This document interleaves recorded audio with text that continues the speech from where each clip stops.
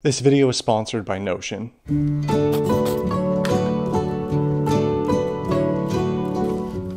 Having the digital areas of my life organized and decluttered is as important to me as having the physical areas of my life. But it's been quite some time since I touched on this subject.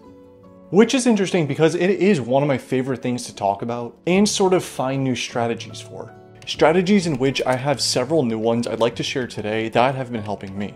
Here are some tips for decluttering your digital life.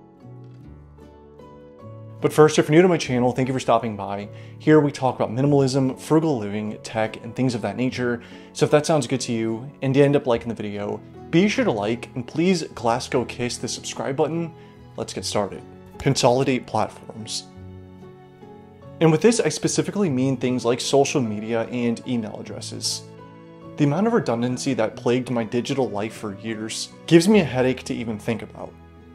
At one point, I had an account on almost all social media apps for no reason other than to just have them. It was when I decided where I wanted to be more intentional and actually put my time into that I actually started to enjoy some of these platforms. And obviously YouTube is where I decided to stay if we're counting this as social media. And there's something I recently read called communication fatigue.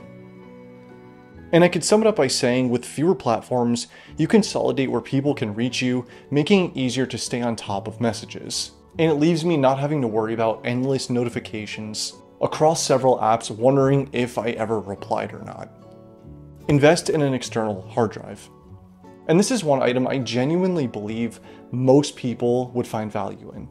I'll get into the contents of what I actually keep on this hard drive later in the video, but just having one single place where I store and back up my photos and videos throughout the years, that alone makes it worth having, along with some of those documents I want to have digital copies of.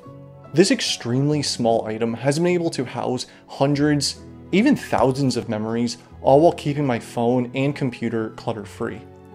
And aside from organizing clutter, this has a few more benefits, like having offline access to important documents, and of course, cutting out the need for cloud storage in some cases. I should mention, other owners of this exact hard drive had mentioned they've had issues with this one. I personally haven't yet, but if you're looking for one, I thought that might be worth mentioning. Probably get a different one than this. A while ago, I made a video showing how I use Notion to organize my everyday life, and recently Notion has launched the new Notion AI.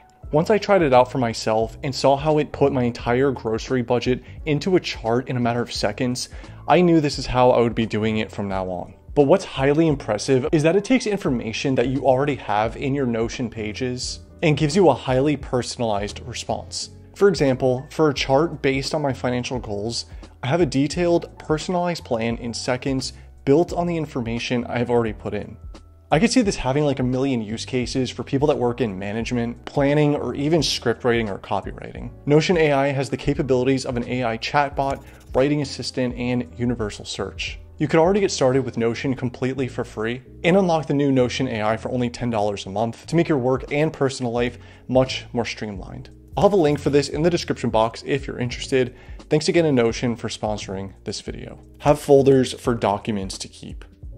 And this is something that's so easy to do, takes up little digital storage, and gives me a lot of peace of mind. I'm occasionally flooded with physical documents I'm usually sure I won't need, but in the case I do need them, they would be best to have. Things like receipts, proof of payment, and other forms like that. I decided to make a dedicated folder that either has copies of PDF files or pictures of these copies I took with my phone and keep them in this folder on my hard drive. If you have your own business or some type of job that requires you to keep invoices or anything similar like that, this is a simple way to keep these backed up and easily reference them in the future if you need to. Multitask intentionally. I wanted to talk about this because I recall getting a lot of comments in the past of people literally having dozens upon dozens of tabs open simultaneously.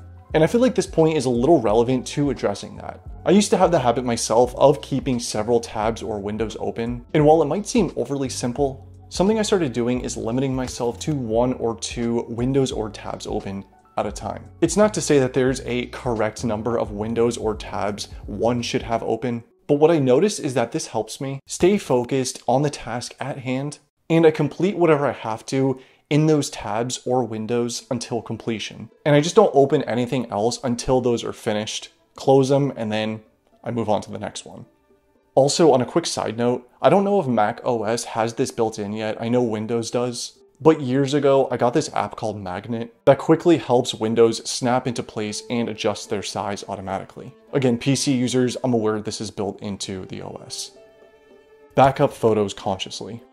Backing up my photos from my phone is no doubt a chore and can quickly clutter up anywhere I decide to keep them stored. Before I ever back up my photos to an external drive, I try to just change my mindset when it comes to taking out my phone and taking a picture in the first place. Meaning I just try to be a little bit more selective of what warrants me pulling out my phone and snapping a picture.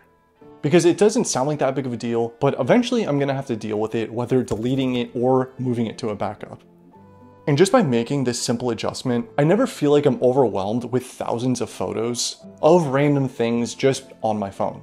When the time does come to back up the photos from my phone to my external drive, I just keep everything organized year by year and import the photos to the folder of whatever year it is. And I've been doing this since about 2015. Create a weekly digital maintenance routine. To do this weekly might seem like slight overkill, but not if you're someone who finds yourself struggling to keep your digital areas organized like I am occasionally. I wouldn't say I have an actual day of the week that I commit to this, but I most definitely find myself setting some time aside to delete old texts, close tabs, and remove anything I'm not using from my phone or other digital areas. And while it might not seem that significant at all, it's definitely nice to have this sort of reset on a weekly basis to have a clean slate that's a little less distracting or disorganized. For my laptop specifically, I like to go through my downloads folder and desktop to see if there's anything that I don't need anymore, as well as update to get rid of any notifications.